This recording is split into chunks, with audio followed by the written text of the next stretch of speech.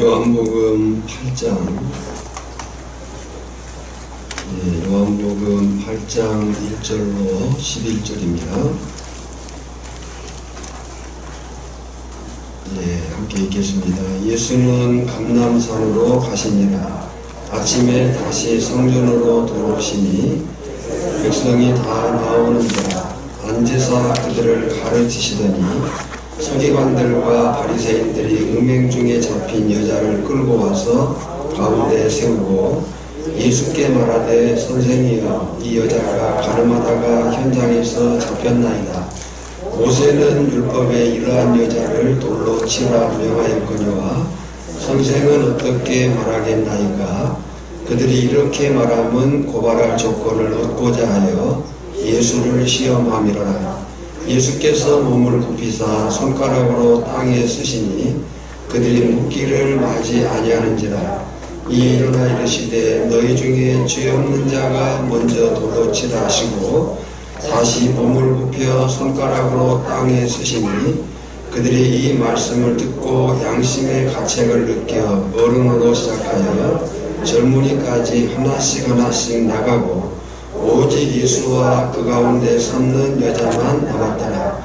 예수께서 일어나사 여자 외에 아무도 없는 것을 보시고 이르시되 여자여, 너를 고발하던 그들이 어디 있느냐? 너를 정죄한 자가 없느냐? 대답하되 주여 없나이다. 예수께서 이르시되 나도 너를 정죄하지 아니하노니 가서 다시는 죄를 범하지 말라 하시니라. 아멘. 모든 성경은 성령의 감동으로 기록된 하나님의 말씀인 것을 믿습니다. 죄 없는 자가 먼저 돌로 치라 하는 것이 오늘 말씀의 제목입니다. 지난주 우리가 요한복음 7장에서는 예수님의 가르침을 거부한 유대 종교 지도자들이 예수님을 잡고자 체포령을 내린 그런 사건을 보았습니다. 그에 이어서 오늘 본문은 그러한 유대 종교 지도자들이 예수님을 고소할 조건을 찾기 위해 가늠하다 현장에서 붙잡힌 여인을 끌고 와서 예수님을 시험하는 장면을 소개하고 있습니다. 그런데 이 여인을 어떻게 처벌해야 옳은지를 묻는 그들의 질문에는 적어도 세 가지 음흉한 함정이 깔려 있습니다. 첫 번째는 만약 예수님께서 레위기 20장 10절 또 22장 22절의 율법의 규정을 따라 그 여인을 돌로 쳐서 죽이라고 하면 마태복음 5장 43절과 44절에 예수님 자신의 가르침과 상반되는 사실을 들추어내면서 예수님을 이율배반적이고 무자비한 인물로 매도할 계획이었고요. 두 번째는 또 그 여인을 돌로 쳐 죽이라 할 경우 유대 종교 지도자들은 당시 사형 권한이 로마 황제에게 있었고 그 대리인으로 총독이 할 수 있었는데 그 권한을 예수님이 행해버린다면 유대 종교 지도자들은 아마 로마 황제를 대적한 정치범으로 예수님을 고소할 그런 계획을 갖습니다. 또 세 번째로 가늠한 여인을 처벌하지 말라라고 한다면 그들은 하나님께서 주신 율법을 파기한 걸로, 분명히 율법을 예수님도 알 건데 율법은 돌로 쳐 죽여라 라고 했는데 죽이지 말라 하면 율법 파기자가 되어서 예수님을 정죄할 계획을 그들이 갖습니다. 그러나 이와 같은 음모를 미리 간파하신 예수님께서는 너희 중에 죄 없는 자가 먼저 돌로 치라 라고 대답을 하십니다. 이 대답은 마땅히 율법을 따라 여인을 처벌하되 과연 율법의 기준으로 볼 때 스스로 죄가 없으며 의롭다고 자부할 수 있는 자라야 그와 같은 일을 행할 수 있다라는 것을 예수님이 정확하게 간파하신 거죠. 결국 예수님을 함정에 빠뜨릴 수 있는 절호의 기회를 잡았다고 의기양양하던 유대 종교 지도자들은 오히려 진퇴양난의 궁지에 몰려 어쩔 줄 몰라 하다가 슬그머니 그 자리를 떠나고 말았습니다. 아마 어쩌면 이 종교 지도자들, 구호 성경에 보면 당국자들, 또 여기 뒤에 보면 서기관과 바리새인들, 유대 종교 지도자들이죠. 그들은 제일 마지막에 나가지 않았을까? 누구라도 동요할 것 같아서, 아니면 함께 힘을 모을 것 같아서 도와지 않았을까 하는 생각을 갖습니다. 그러면 이제 이런 배경을 우리가 이해하고 요한복음에서의 요한복음 8장의 위치를 먼저 보겠습니다. 지난주 우리가 살핀 7장은 그 배경이 초막절이었습니다. 그런데 예수님은 초막절부터 그의 겨울 10장 22절에 보면 예루살렘의 수전절이 이르니 때는 겨울이라. 그러니까 초막절부터 그의 겨울 수전절까지 갈릴리에 돌아가지 않으시고 예루살렘 주변과 유대 지역에 머무셨습니다. 그 기간에 무엇을 하고 어디에 기거했는지에 대한 구체적인 정보는 없고요. 여하튼 그 기간 동안 예수님은 예루살렘에서 사람들을 가르치고 병자를 고치는 일을 하셨습니다.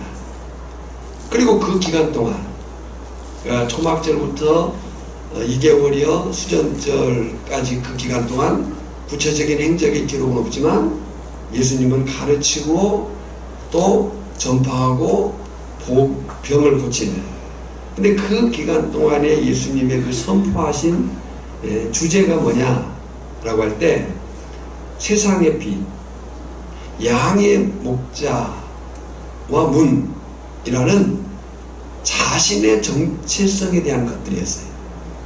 그러니까 구체적 정보는 없어요. 그러나 예수님의 그 사역을 통해서 볼 때 그 기간 동안에 예수님이 하신 일이 뭐냐? 내가 누구냐?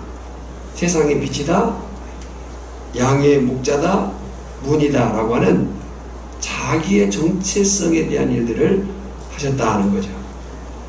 그런 가운데 오늘 8장 1절로 11절은 그 예수님의 성품과 그에 걸맞는 행동을 증명해주는 실제적 사건을 기록하고 있는 거예요. 이 오늘 본문에 나오는 가늠하다 현장에서 잡힌 여인의 이 사건은 유일하게 요한복음에만 기록되어져 있습니다. 그리고 7장 53절부터 8장 11절까지를 보면 대괄호 갇혀 있어요. 이렇게 가로 갇혀 있죠. 이것은 어떤 사본에는 기록이 없다라고 하는 거예요. 사실 8장의 본론적인 메시지는 12절부터 나오는데 12절부터 나오는 예수님의 세상의 빛 되심과 31절 이하에서는 예수님이 진리 되심에 대한 말씀을 하고 계십니다. 다음 2주 동안 그에 대한 설교를 할 거고요. 오늘 본문의 말씀을 우리가 살피면서 함께 은혜를 나누고자 합니다. 자, 초막절에 예루살렘에 운집되었던 군중들은 예수님에 대한 논란을 남겨두고 그 논란의 여지를 남겨두고 다 돌아갔어요. 53절에 7장 53절에 다 각각 집으로 돌아가고 그랬어요.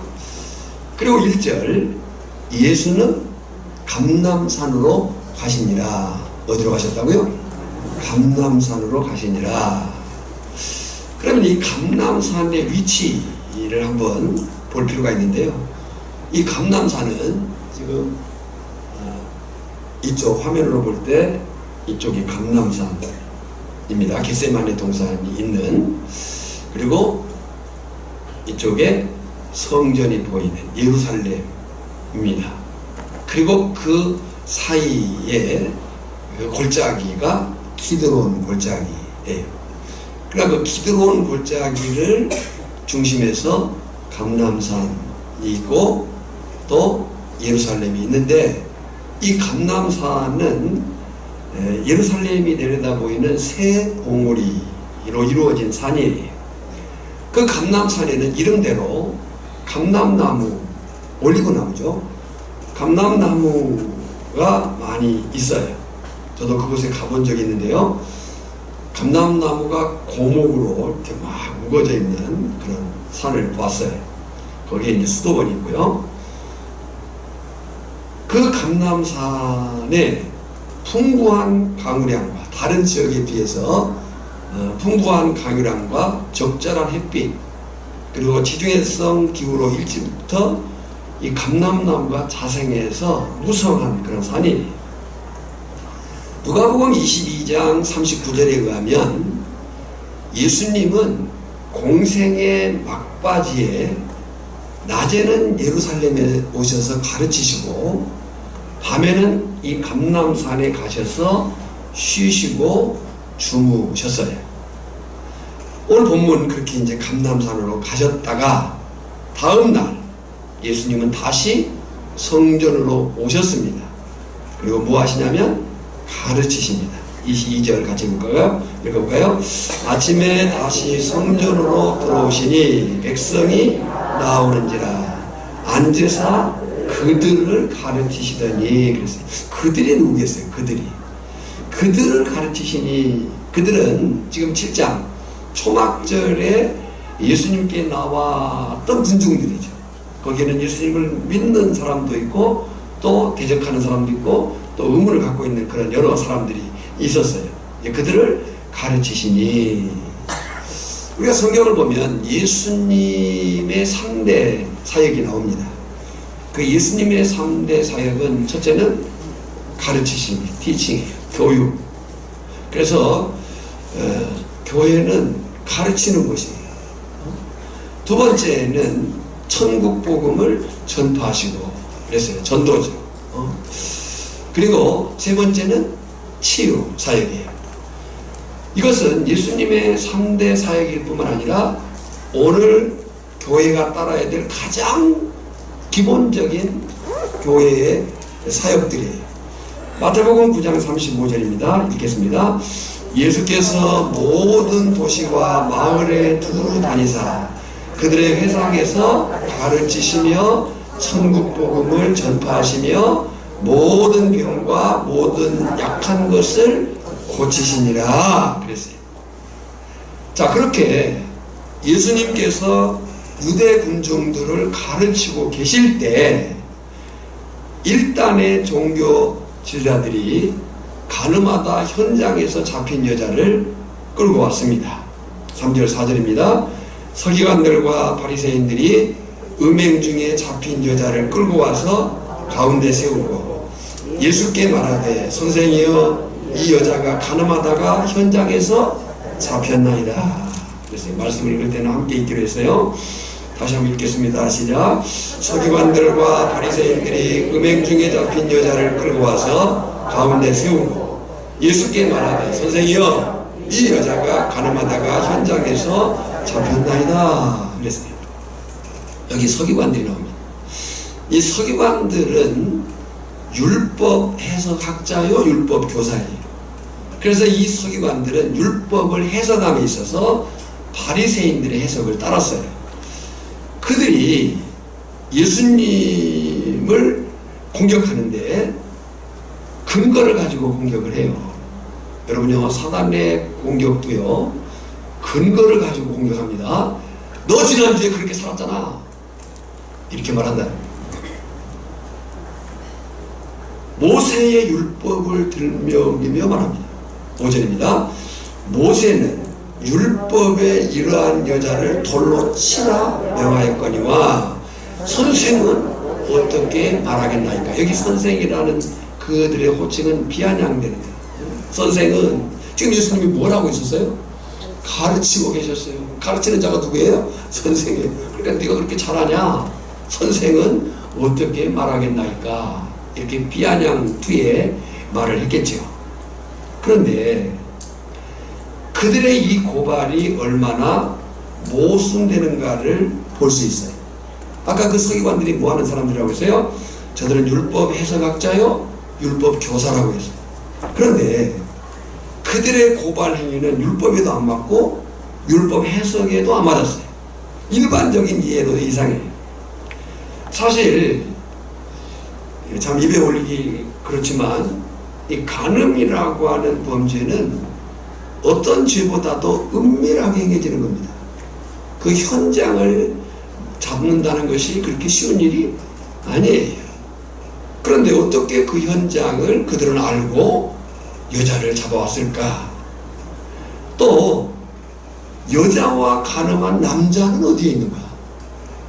왜냐하면 레위기 20장 10절이나 신명기 22장 22절을 보면 율법은 간음하는 자는 남자와 여자를 모두 죽이라고 얘기를 했어요.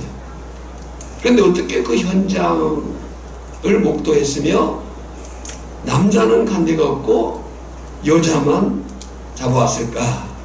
또 신명기 22장 24절에 보면 이 죽이는 데 있어서 성읍에서 동침했으면 둘 다 죽어야 됩니다. 또 신명기 22장 25절에 보면 들에서 동침했으면 여자가 불리하잖아요. 도움을 요청할 수가 없었으니까. 그래서 들에서 동침했을 경우에는 남자만 죽어야 했어요. 그런데 지금 이 현장에 그들은 누구만 끌고 왔어요? 여자만 끌고 와 있는 거예요. 뿐만 아니에요. 저들이 율법 해석자고 율법 교사예요. 그런데 이런 경우의 처형은 성전은 물론이고요. 성전은 물론이고 성 안에서조차 행할 수 없는, 상상할 수 없는 것이 율법이었어요. 그러니까 예수님이 영문 밖에서 십자가의 처형을 당하시잖아요. 이게 성 안에서, 더군다나 성전 안에서 그 일을 할 수가 없는 거죠. 근데 지금 예수님이 어디서 가르치고 계셨어요? 성전에서 가르치고 계셨고 성전으로 그 여인을 끌고 와서 죽이자는 거예요. 더 이상한 것은 그들이 이 여자를 예수님에게 데리고 온 거예요. 예수님은 목격자도 아니고 예수님은 사실 심판할 권한도 없어요. 근데 왜 그들은 그런 율법 해석으로도 또 행위로도 그리고 일반 상식적으로도 그리고 예수님에게 데리고 와야 될 아무런 이유가 없음에도 불구하고 왜 데리고 왔을까?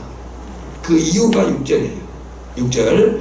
그들이 이렇게 말함은 고발할 조건을 얻고자 하여 예수를 시험함이로라. 뭘 얻고자 해요? 고발할 조건을 얻고자 하여 예수를 뭐 하고자 해요? 시험함이로라 그랬어요. 그러면 그들이 얻고자 하는 고발 조건이 뭐예요? 두 측면에서 생각할 수가 있습니다.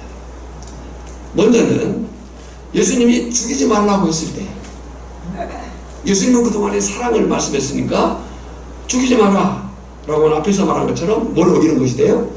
율법을 어기는 것이 되는 거예요. 율법을 어기는 것이 돼가지고 분명히 율법은 이런 자들을 돌로 쳐서 죽이라 했는데 율법을 어기게 돼가지고 예수님이 율법 파기자가 되는 거예요. 두 번째 측면은 두 가지인데 죽이라고 했을 경우에 첫 번째는 그 그동안 사랑을 가르치신 예수님의 가르침과 충돌하는 거예요. 예수님 그동안에 사랑하라고 했는데 죽이라니요.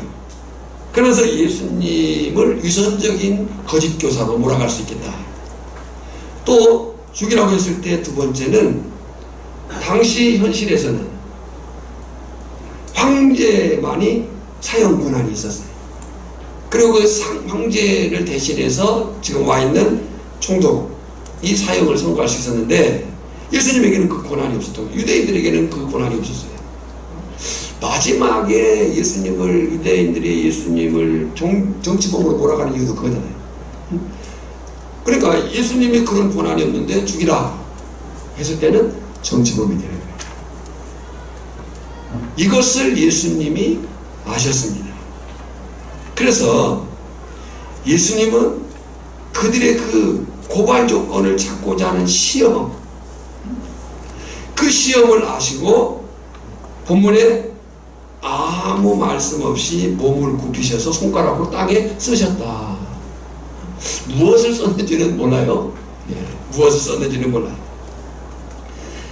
6절 하반절에요. 예수께서 몸을 굽히사 손가락으로 땅에 쓰시니 그랬어요.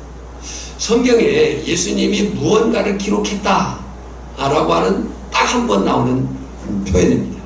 예수님이 뭔가를 기록했다 라고 하는 일에 있어서 성경에 딱 한 번 나오는 표현이에요. 글을 쓰셨는지 그림을 그리셨는지 또 어떤 기호를 쓰셨는지는 몰라요. 그러나 생각해보면 지금 사람들은 막 굉장히 흥분돼 있잖아요. 예수님을 고발할 조건을 충분히 갖췄다고 생각하고 야 이제 우리가 됐다. 그런 그 흥분된 그런 상황 속에서 예수님의 이 태도는 흥분한 사람들의 분위기를 정돈하는 효과가 있었을 것이다. 그런 거예요. 자, 논리학에서 양도논법이라는 것이 있습니다. 이 양도논법이라는 것이 뭐냐면 이러지도 저러지도 못하게 하는 3단 논법이에요. 우리가 어떤 사람을 궁지에 몰아갈 때에 이러지도 저러지도 못하게 하는 그런 논리의 대화. 영어로 딜레마. 우리가 소위 말해서 딜레마에 빠졌다 이런 말 하잖아요. 딜레마에 빠진 거예요. 이럴 수도 없고 저럴 수도 없고. 그러니까 그들은 예수님이 이제 고발 조건에 딱 걸려들었다 라고 생각하고 몰아붙인 거예요. 예수님은 그들의 그 속내를 아시고 그 분위기를 압도하는 그 태도로 글을 쓰셨는데 어쩌면 그들은 착각했을지도 몰라요. 할 말이 없는가 보구나.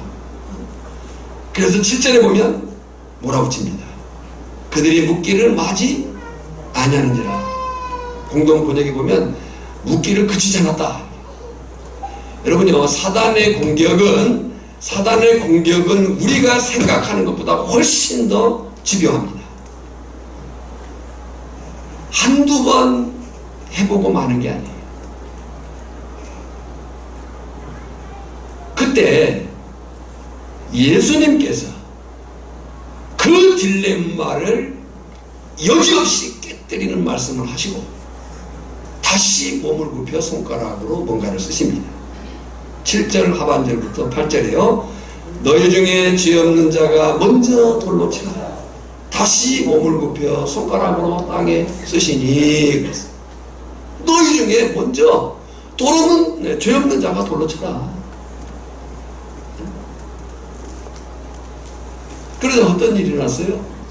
9절에 그들이 이 말씀을 듣고 양심의 가책을 느껴 어른으로 시작하여 젊은이까지 하나씩 나가고 오직 예수와 그 가운데 서는 여자만 남았더라. 그래서 여러분이 하나님의 형상대로 지음받은 우리에게 주신 선물이 이성과 양심이에요. 이 이성과 양심이 죄로 인해서 타락한 것이 문제지 하나님이 우리에게 이성과 양심을 주었고 그 이성과 양심이 예수 그리스도 안에서 회복된 것이 새 사람이라고 하는 거예요. 그러니까 사람이 양심의 가책을 느끼는 것은 다행이고 축복입니다. 사람이 양심의 가책을 느끼고 느끼는 것은 다행이고 축복이라고 해요. 성경에 많은 곳에서 양심에 대한 말씀을 합니다. 우리가 장로교 헌법 제1원리가 뭐냐? 그 제1원리가 양심의 원리입니다. 무슨 말이에요? 법으로 가기 전에 양심에만 맞아도 된다 그 얘기죠. 근데 그렇지 못하기 때문에 법으로 가는 겁니다. 성경이 양심에 대해서 많이 얘기를 해요.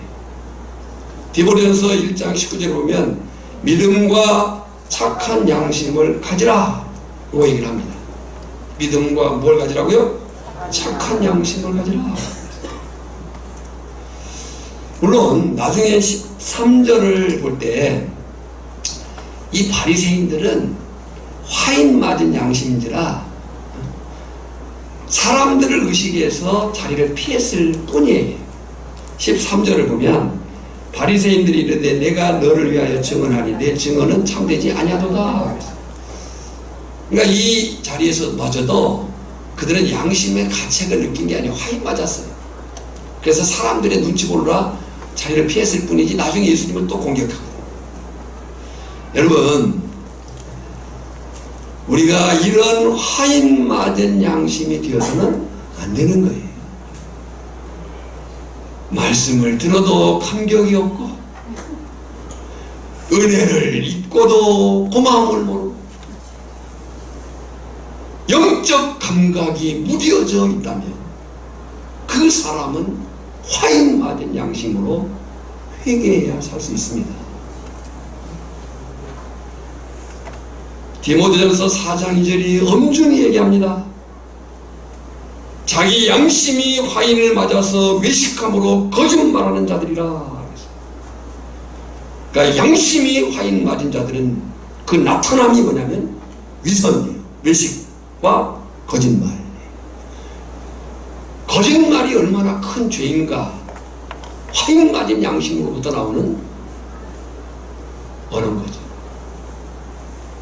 특히 거짓말 같지 않은 거짓말.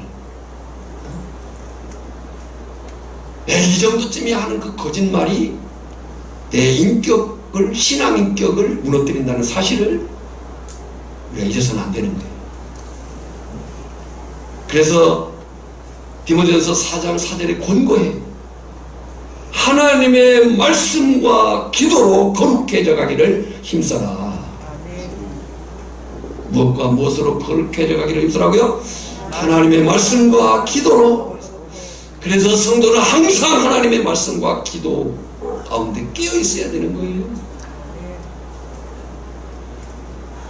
본문으로 오겠습니다. 이제 혼자 남은 여자에게 예수님이 말씀하십니다. 분명히 예수님은 조용하고 따뜻한 음성으로 말씀하셨을 것 같아요. 10절 한번 그 예수님의 마음을 담아가지고 함께 읽어보겠습니다. 예수께서 이르시되 여자 외에 아무도 없는 것을 보시고 이르시되 여자여 너를 고발하는 그들이 어디 있느냐 너를 정죄한 자가 없느냐. 여자여, 지금 그 여자는요 막 사람들에게 막 질질 끌려 왔고요. 그리고 사람들은 여차하면 그 여자를 돌로 내리치려고 막 손에 돌덩어리들을 들고 있는 상황, 비참 그 상황에 있는 여자에게 여자여 너를 고발하던 그들이 어디 있느냐 너를 정죄한 자가 어디 있느냐. 여자가 대답을 합니다. 대답하되 아무도 없나이다. 아무도 없나이다. 예수님이 말씀하시네. 같이 읽습니다. 나도 너를 정죄하지 아니하노니 가서 다시는 죄를 범하지 말라 하시니라. 여러분, 성경은 그 다음 장면을 생략합니다. 그 다음 이야기를 성경은 하지 않습니다. 생각해보면 그 예수님의 음성을, 말씀을 들은 그 여자는 한동안 자리를 떠나지 못하고 흐느끼며 울었을 것 같아요. 지금 처참하게 비참하게 끌려와 돌맞아 죽을 수 있는 그 상황 속에서 나도 너를 정죄하지 아니하노니 가서 다시는 죄를 범하지 마라. 이것이 오늘 전하 여러분을 향한 주님의 음성임에 틀림이 없습니다. 나 같은 죄인 살리신 은혜 놀라워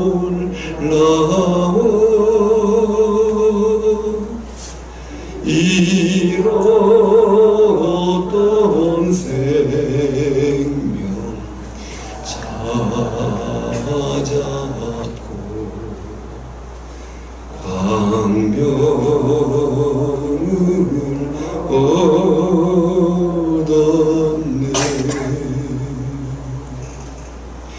큰 죄악에서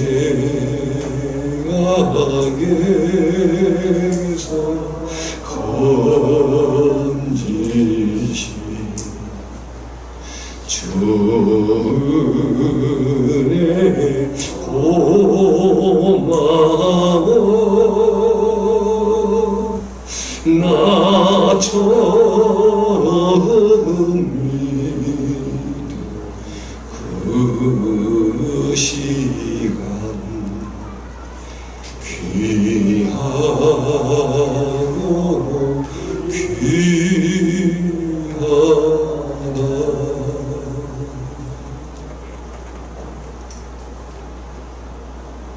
여러분, 가늠한 여자일지라도 예수님의 태도는 종교 지도자들과는 전혀 달랐습니다. 이 예수님의 사람 대하는 태도가 가늠한 여자일지라도 달랐던 그 예수님의 사람 대하는 태도가 우리가 사람을 어떻게 대해야 하는가의 모본입니다. 첫째, 예수님은 죄는 지적했지만 죄인된 여자는 정죄하지 않으셨습니다. 이것은 예수님께서 이 땅에 오신 목적과 일치해요. 11절에 보면 가서 다시는 죄를 범하지 말라 하시니라. 나도 너를 정죄하지 않겠다. 사실요, 보세요. 가늠하다 현장에 잡혀온 죄지은 한 인간을 정죄할 수 있는, 거기에 막 돌을 들고 있는 사람들이 있어요. 그 돌을 던질 수 있는 자격이 그들에게 있습니까?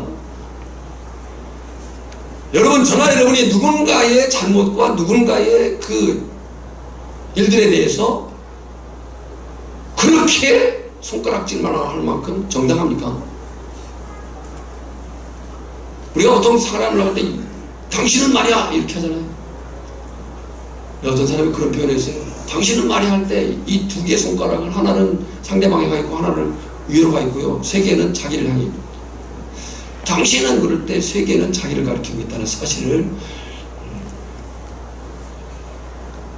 그러니까 사실 그 현장에 돌을 막 들고 막 죽여야 된다.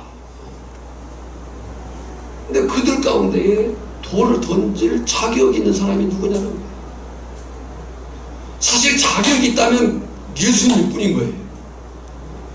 그죠? 왜요? 예수님은 죄가 없으셔요. 그러니까 그 현장에서 정죄할 수 있는 분, 돌을 던질 수 있는 분은 예수님밖에 없는 거예요. 근데 예수님이 뭐라고 얘기했어요? 나도 너를 정죄하지 않겠다. 나도 너를 정죄하지 않겠다.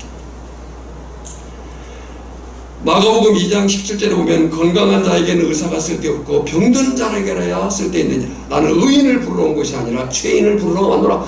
이 주님의 오심 때문에 저나 여러분이 소망 있고 이 자리에 있는 줄 믿습니다. 두 번째로, 예수님은 사람을 자기의 유익을 위한 통로나 수단으로 사용하지 않았다는 거예요. 사람에게 제일 나쁜 버릇이 뭐냐면 사람을 이용하려고 하는 거예요. 세상이 늘 그래요. 어떻게 하면 사람을 이용해 먹을까?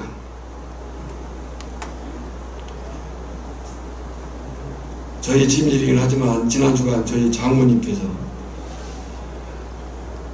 드디어 보이시피싱을 당해가지고 1,700만 원을 갖다 줬답니다. 저도 그 경험이 한 번 있었는데요.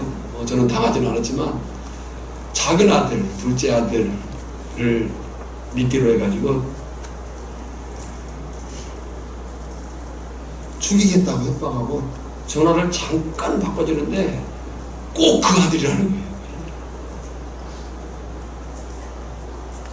그러면 이 노인이 전화기를 들고 얼마나 당황했겠어요. 그러면서 이제 그 사람들이 간교하죠. 절대로 전화를 끊지 마세요. 전화를 끊어. 요즘에는 전화번호 알아요, 몰라요? 전화번호, 다른 사람 전화번호 몰라요, 요즘에는. 저는 겨우 집사람 전화번호만 알아요. 애들 전화번호도 몰라요.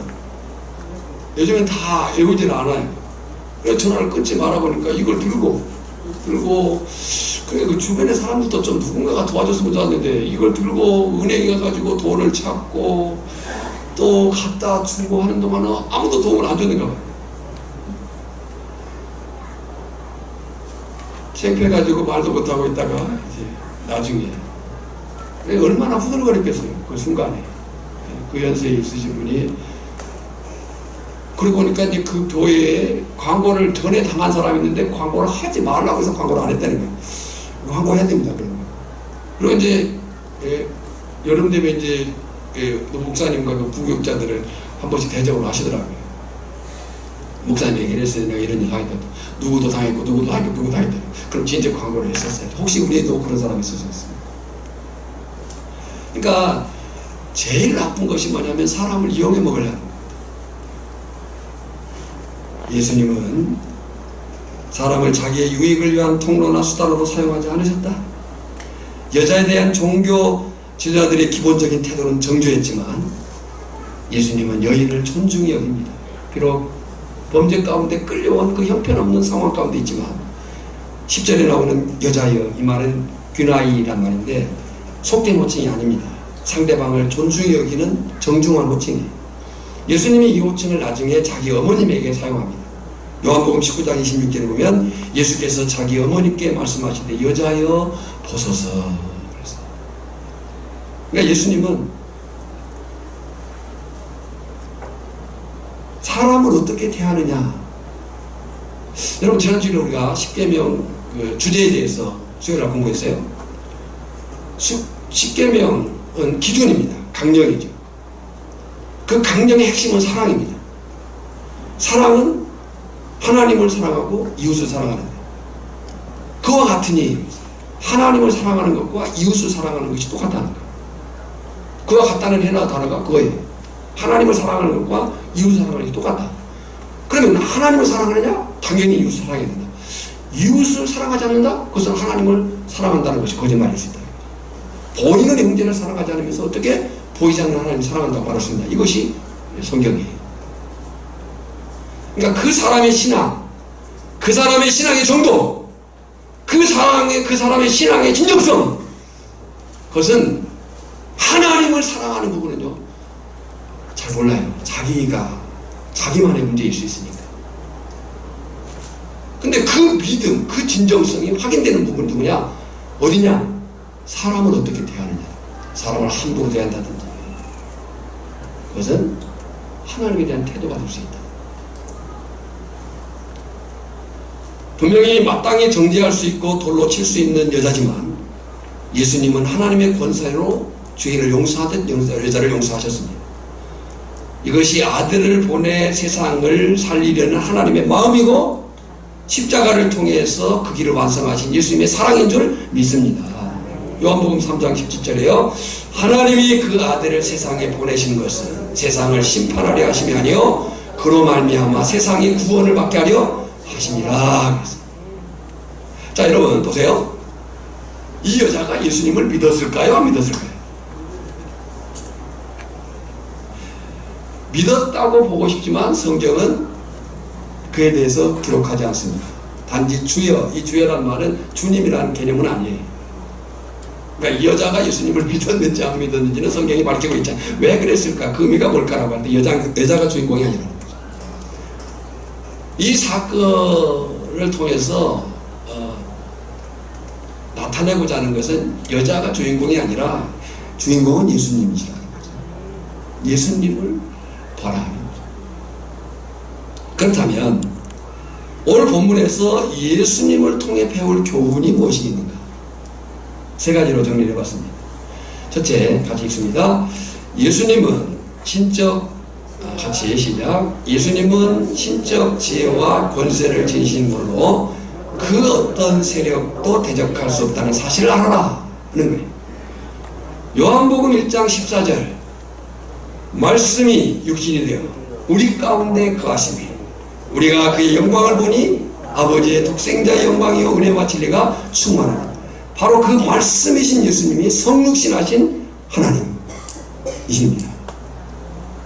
예수님이 누구인가를 알아라. 두 번째, 같이 읽습니다. 시작.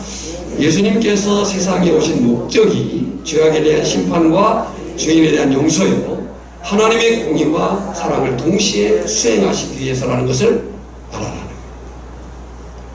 여러분, 예수님의 이중적 사역, 예수님의 이중적 사역은 마침내 골고다 언덕의 십자가에서 자신을 인류의 죄를 대속할 속죄물로 내어주심으로써 결정적으로 완성되었음을 믿습니다.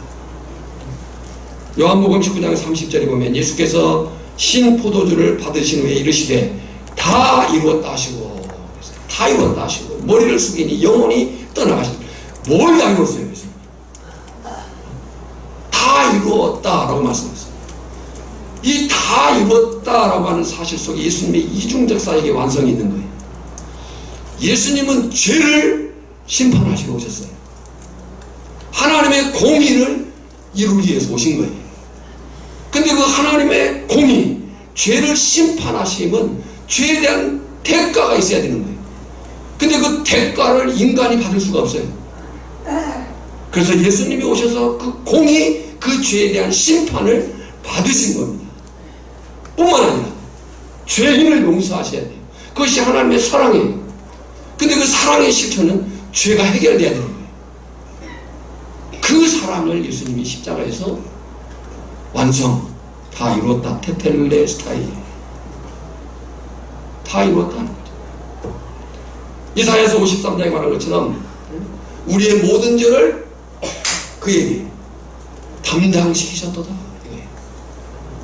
저나 여러분의 죄, 저나 여러분의 악, 저나 여러분의 그 잘못된 모든 삶의 사실에 대해서 그가 예수님이죠.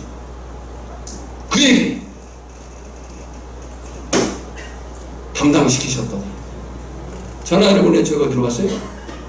예수님에게 갖고 해결된 겁니다. 다 이뤘다. 세 번째 교훈은 같이 읽겠습니다. 예수께서 간음한 여인까지도 정죄하시지 않으셨다는 것을 배우라. 간음을 용인하는 건 아니에요. 죄를 용인한 게 아니에요. 그 여인까지도 정죄하지 않으셨다. 예수님은 심판하시고 정죄할 수 있는 분이셔요. 죄가 없으시니까. 그래서 예수님은 죄를 벌하셔요. 그러나 예수님은 죄인인 여인은 오히려 용서하시면서 다시는 죄를 범하지 마라 라고 말씀을 사랑으로 권면하시는 겁니다. 자, 여기까지는 들어보세요. 여기까지는 성경의 객관적인 사실입니다. 성경이 이렇다는 거예요. 그러면 우리의 모습은 어떠냐? 우리의 모습은 어떠냐? 먼저 내 눈 속에 든 들보를 뺀 후에 형제의 눈 속에 티를 보라 하고 하신 그 예수님의 가르침은 아랑곳하지 않고 오히려 남을 욕하고 손가락질하는 교만한 자리에 서 있지는 않는가? 자신도 기도하지 않으면서 다른 사람을 기도하지 않는다고? 그런 잘못된 모습이 내게는 없는가 하는 거예요. 여러분요, 세상에서 제일 쉬운 일이 남을 비판하는 거고요, 제일 어려운 것이 자기를 보는 거래요. 철학자 탈레스가 한 말입니다.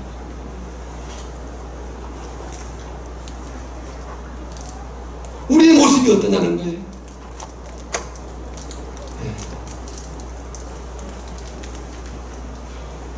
성경이 말하는 객관적 진리에 대해서는 동의할 수 있어요.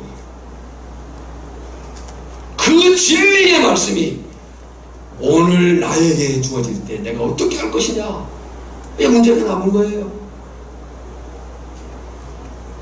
사실요, 누가복음 6장 35절 같은 말씀은요, 저도요 읽기 쉽고 피하고 싶은 말씀이에요. 읽기 두려운 말씀이에요. 같이 읽어볼까요? 오직 너희는 원수를 사랑하고 선대하며 아무것도 바라지 말고 꾸어주라. 그리하면 너희 상이 클 것이요 또 지극히 높으신 이의 아들이 되리니 그는 은혜를 모르는 자와 악한 자에게도 인자하니라. 어떻습니까? 자신 있습니까? 읽기 쉽고 피하고 싶은 말씀입니다. 오직 너희는 원수를 사랑하고, 원수는커녕 가치 있는 사람도 사랑을 못하고 있는데, 너희는 원수를 사랑하고 선대하며 아무것도 바라지 말고 꾸어주라. 그리하면 너희 상이 클 것이요 또 지극히 높으신 이의 아들이 되리니 그는이 누구예요? 하나님의 아들 된 자예요. 저나 여러분이에요. 하나님의 아들 된 자는 그 다음 은혜를 모르는 자와 악한 자에게도 인자하니라. 주여, 할 수밖에 없는 말씀.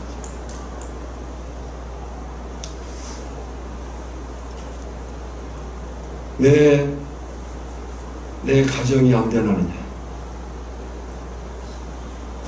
왜 내 이웃에 도전이 없느냐? 어쩌면 우리가 말씀에 동의를 하는데 그 말씀을 붙들어 살지 않기 때문은 아닌가? 이 말씀이 여전히 주어짐에도 불구하고 나는 아니야 라고 자기는 빠져있지는 않는가? 아니에요. 주님은 저나 여러분 한 사람 한 사람을 향해서 하신 말씀인 거예요. 누구 들으라고 한 말씀이 아니라 나 들으라고 하신 말씀이라는 것을 깊이 있게 깨닫기를 주님의 이름으로 축복합니다.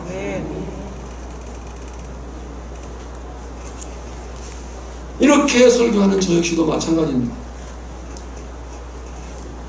이 말씀에 아멘 할 수는 있겠는데 사실 그렇게 산다고 하는 것은 정말 힘든 일입니다.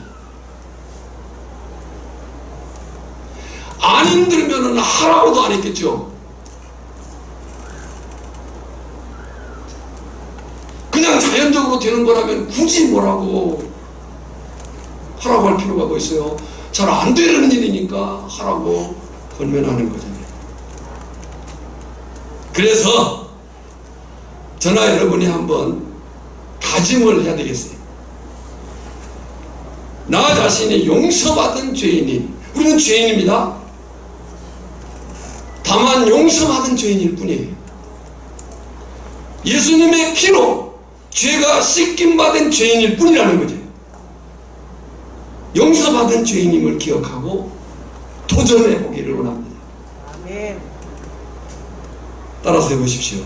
주님, 미운 사람도, 싫은 사람도, 원수 같은 사람도 사랑하겠습니다. 사랑의 마음과 실천할 용기를 주옵소서. 오늘 저나 여러분의 한 주간의 삶이 이런 말씀을 붙들고 사는 승리가 있기를 주님의 이름으로 축복합니다. 하나님 아버지, 은혜와 사랑을 진정으로 감사드립니다. 오늘 음행 중에 현장에서 잡힌 한 여인, 처참한 그 죄 가운데 돌맞아 죽을 수밖에 없는 그 여인까지도 나도 너를 정죄하지 아니하노니 라고 말씀하시며 가서 다시는 죄를 범하지 말라 하신 주님, 그 말씀이 그 여인뿐만 아니라 오늘 나에게 하신 주님의 말씀인 것을 압니다. 하나님, 나 자신을 돌아보게 하시고 다시 죄 가운데 거하는 반복된 삶이 없도록 말씀과 기도 안에 거룩함에 힘쓸 수 있도록 우리 심령들을 주장하시고, 특별히 나도 모르는 사이에 누군가를 싫어하고 미워하고 정죄하는, 판단하는, 비판하는 그런 자리에 있었지는 않았는가를 돌이키며 주님의 마음을 가지고 사람을 대하는 법을 배우게 하여 주시옵소서. 그로 말미암아 내 말, 내 행동, 모든 삶의 사실들이 주님의 향기를 드러내기 부족함이 없도록 역사해 주시옵소서. 지금은 우리를 구원하신 예수 그리스도의 은혜와 성부 하나님의 크고 놀라우신 사랑하심과 성령의 능력 주시고 깨닫게 하시고 살도록 도우시는 역사가 오늘 이 말씀 안에 다시 자신을 붙잡고 성령을 의지하며 믿음 지켜 살고자 다짐하는 모든 심령들이 위해 이제부터 영원까지 항상 함께 있을지어다. 아멘.